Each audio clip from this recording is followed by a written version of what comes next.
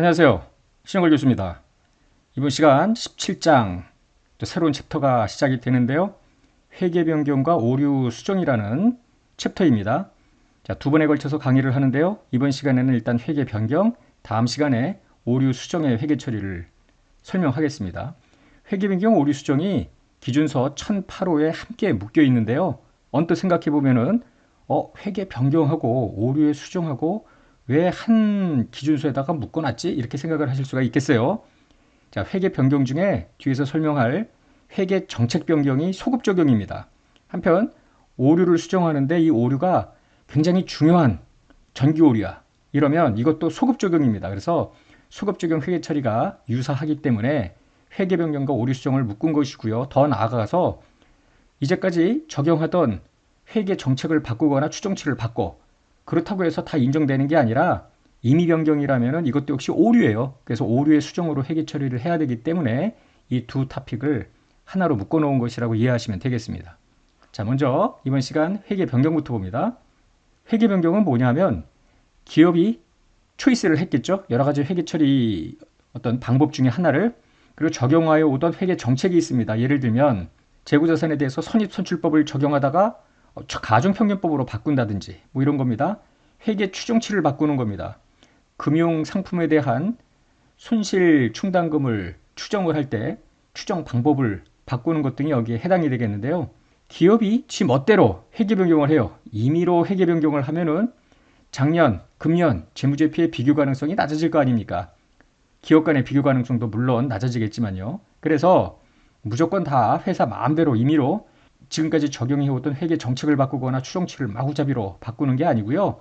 변경을 하려면 변경의 타당성이 인정이 돼야 돼요. 그래서 인정되는 경우에 하나여 관연도에 적용했던 회계 정책이나 추정치를 바꿀 수 있도록 허용하는 겁니다. 그렇게 함으로써 더 유용한 회계정보 제공이 가능할 거다라는 관점에서 이러한 특별한 즉 변경의 타당성이 인정되는 경우에만 회계 변경을 허용을 하는데요. 자, 먼저 회계 변경을 이해하려면은 최초에 회계 정책을 선택하고 적용하는 것부터 시작을 해야 되죠. 자, 회사가 어떤 거래에 대해서 먼저 한국채택국제회계 기준을 적용을 해요. 그런데 만약에 기타 사건 상황에 대해서 구체적으로 적용할 수 있는 IFRS가 없어. 그러면 경영진이 판단을 해야 되죠. 그래서 회계 정책을 개발하고 적용하면 되겠습니다.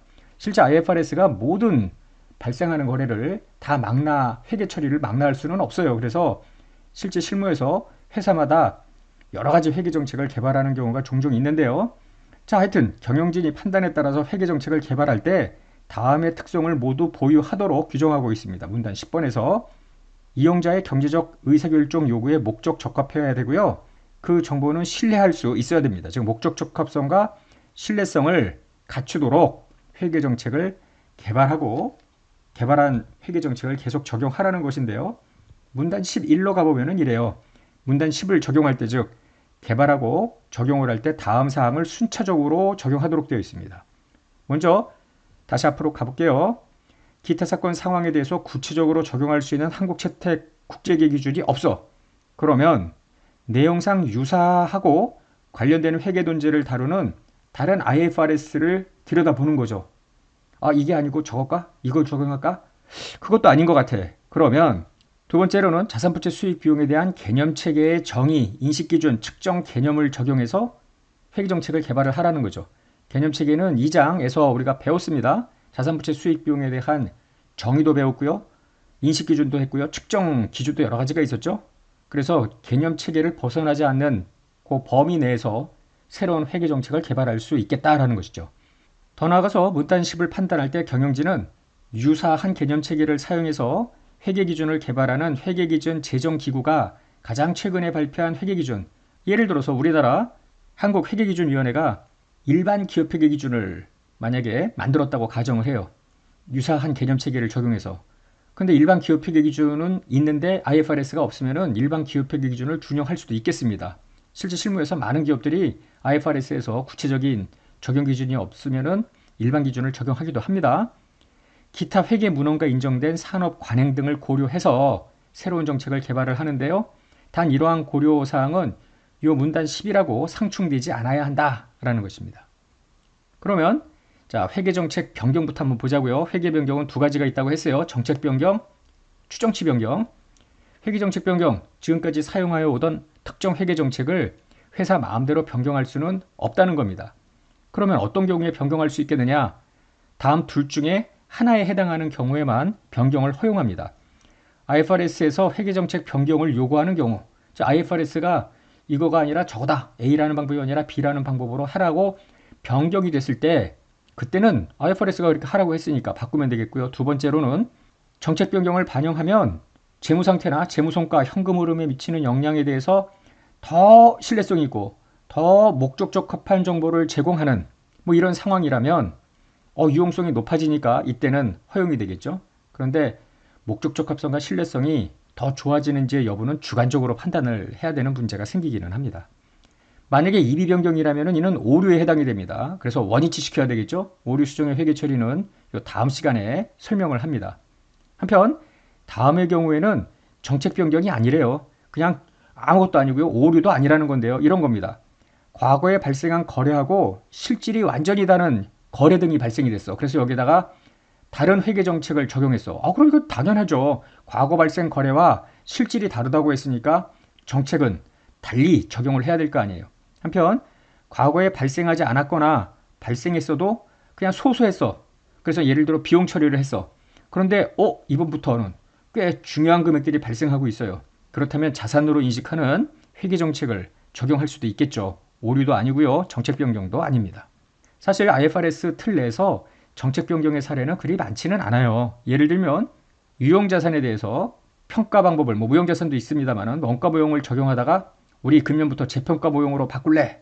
이런 케이스가 정책 변경이고요. 투자부동산 같은 경우에도 원가 모형을 적용하다가 공정가치 모형으로 바꾸는 것. 재고자산의 단가 결정 방법을 선의 선출해서 평균, 여기서 말하는 평균은 가중평균법이죠. 이걸로 바꾼다든지. 다음 챕터에서 배우게 되는데요. 현금 흐름표에서 이야기하는 현금이 현금성 자산은 그 구성 요소를 회사가 바꿀 수도 있겠습니다. 그래서 이런 구성 요소를 결정하는 정책 변경 등이 변경 사례가 되겠습니다. 다만 잠시 후에 보겠습니다만은 회계 정책을 변경하면 이렇게 해야 돼요.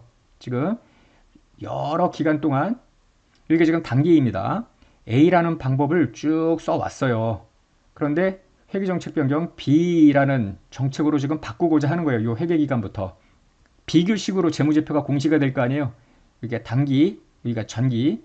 그럼 전기 재무제표는 이미 A라는 방법으로 회계 처리해 왔을 거 아닙니까? 공시할 때는 처음부터 B라는 방법을 적용했더라면, 즉 전기, 단기가 같은 방법이 되도록 소급 적용을 해야 돼요. 그런데 이 경우 하나에 대해서는, 즉 유형자산에 대해서 이제까지 원가보용을 적용하다가 재평가보용으로 변경을 해요.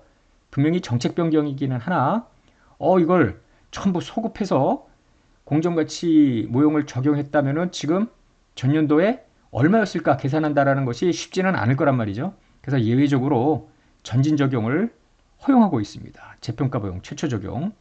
그 이외에는 모두 소급 적용해야 돼요. 그런데 원가 모형을 적용하던 유형자산을 예를 들어 임대 목적으로 돌리면서 공정가치 모형을 적용하기로 했어. 투자부동산으로 용도 변경을 해요. 이럴 때는 회계정책 변경이 아니라는 거예요. 용도 변경의 경우에는. 추정치 변경이 있는데요. 회계정책에서 측정 불확실을 고려해서 재무지표 항목을 측정하는 경우가 상당히 많이 있습니다. 그래서 직접 관측을 할 수 없기 때문에 추정하는 어떤 모델을 개발을 하고 그 추정치를 이용해서 장부 기록을 하는데요. 추정치 개발. 추정치 개발은 이용할 수 있고 신뢰성 있는 가장 최근 정보에 기초해서 판단을 해야 되겠습니다. 이런 추정치가 이제 바뀔 수도 있겠는데요. 자, 회계 추정치 예시를 본다면 금융자산의 기대 신용 손실 추정, 재고자산을 적합법 적용할 때 원가하고 순실현 가능 가치 중 작은 금액으로 측정을 하는 거 아니에요. 순실현 가능 가치 추정, 유형자산 항목의 감가상각비 정액법에서 정일법으로 바꾸고 이거 혹시 정책 변경 아닌가? 절대로 아닙니다. 주의하시길 바라는 게 유형자산이 또박또박 경제적 효익이 감소된다고 추정한 거예요. 처음엔. 이게 정액법 아니에요. 근데 어느 순간에 아니야, 더 많이 이렇게 갈수록 줄어드는 정률법 개념으로 초반에 더 많이 경제적 효익이 소모된다라는 어떤 추정으로 바꾸는 경우이기 때문에 감가상각 방법의 변경은 추정치 변경입니다. 유형자산 손상차손을 인식을 할 때 회수 가능액을 추정해야죠. 보증 의무에 대해서 충당부채도 추정해야죠. 여러 가지 회계 추정치 사례들이 있는데요. 그때 입수하여 반영할 정보들이 달라질 수 있겠고요. 새로 입수한 정보에 따라서 그때 바꾸는 건 정당한 추정치 변경이지 오류가 아닙니다. 추정치 변경은 전진법입니다. 그래서 추정치는 이후에 변경이 가능하고요. 과거 기간과 연관되지 않으며 오류 수정으로 보지는 않습니다.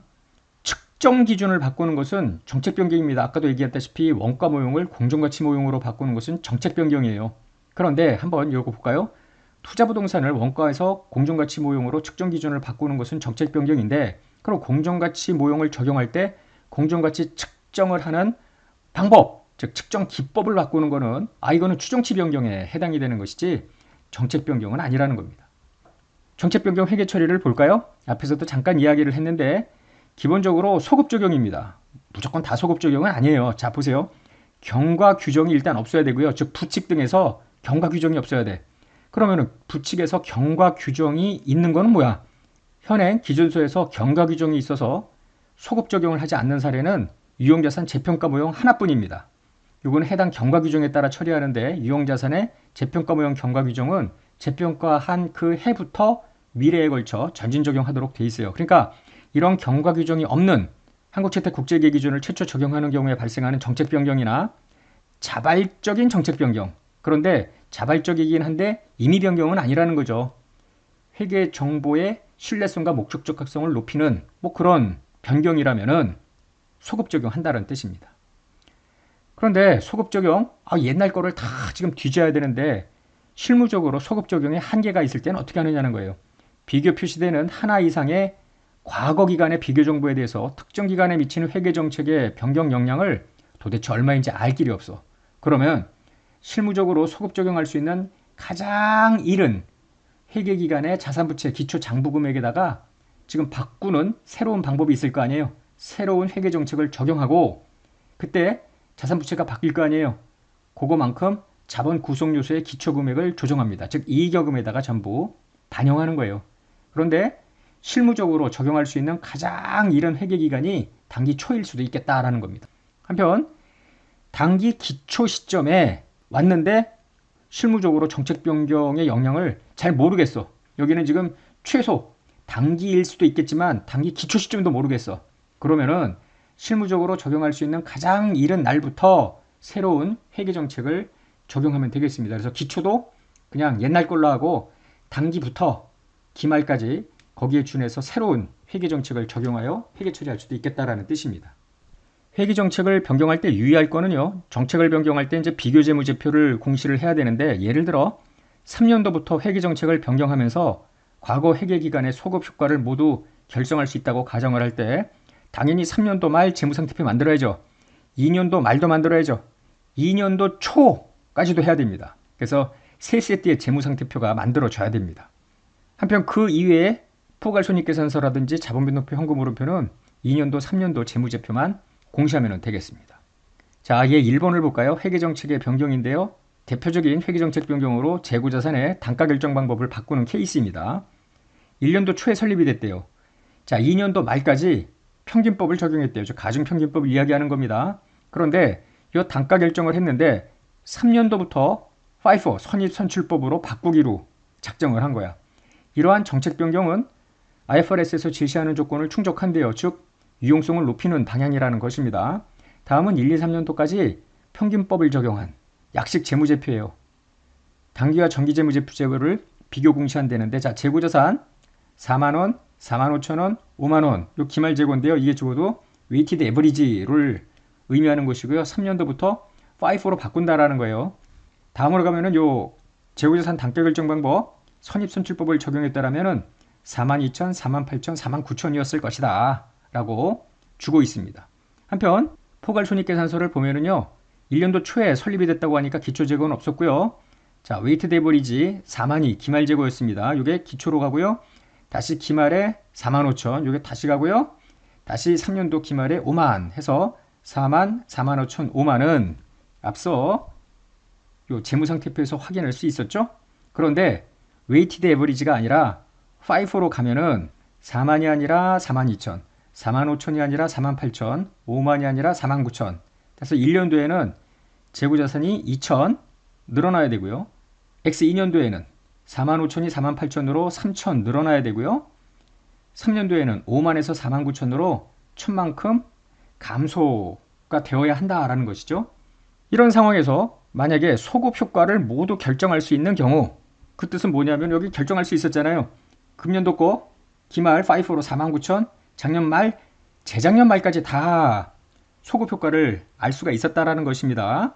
그러면 어떻게 하느냐면요. 3년도 말 요거 5죠?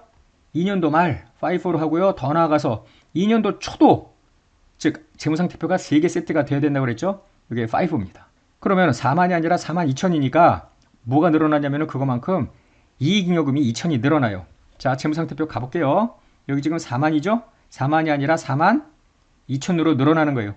그래서 여기 4만 2천이 된 겁니다. 지금 대차가 여기 늘어났으면 여기도 그만큼 늘어나는 거죠. 자, 5, 4만 5천이 아니라 4만 8천, 3천 늘어났죠? 그거만큼 이익여금이 역시 늘어납니다.